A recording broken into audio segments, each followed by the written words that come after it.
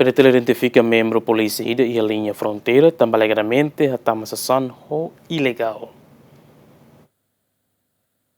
Polícia Nacional Timor-Leste usa equipa secreta junto com a Polícia Unidade de Patrulhamento Fronteira detém membro polícia ida ho inicial ASGG no cidadão nem rua ho inicial ALP no ITSRI também alegadamente hatama sasang ilegal li husi linha fronteira Batu Gade, município Bobonaru. Porta-voz Comando Geral PNTL Superintendente João Belo dos Reis ateden parte Comando Geral PNTL seifoti medida sanção disciplinar a soru PNTL ho inicial ASGG ne. Tecmos, Serviço Conjunta identifica atividades de contrabando valo e a fronteira, nune ita halo operação, hapara, atividades de contrabando, neve importa sasan bebidas, lubu kida, usi fronteira maiha dili.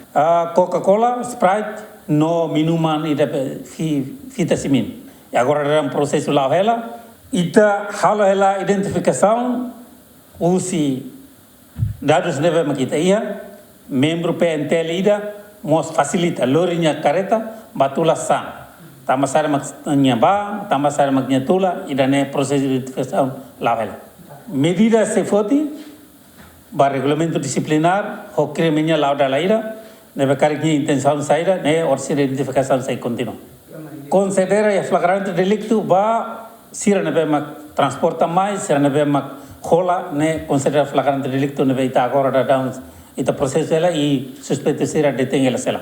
Sasang nebe membro polícia ida ho cidadão na rua hatama ilegalmente li usi fronteira ne mak bebidas não alcoólicas kaisa atus tolu cianulu no bebidas hirak ne assegura hela ia Comando Geral PNTL ho disai evidência. Dadang ne membro PNTL no cidadão na rua ne detido ia Comando PNTL município Bobonaru ho dikumpri horas itu nuras na rua moloka apresenta ba Ministério Público. João Carlos Gemen.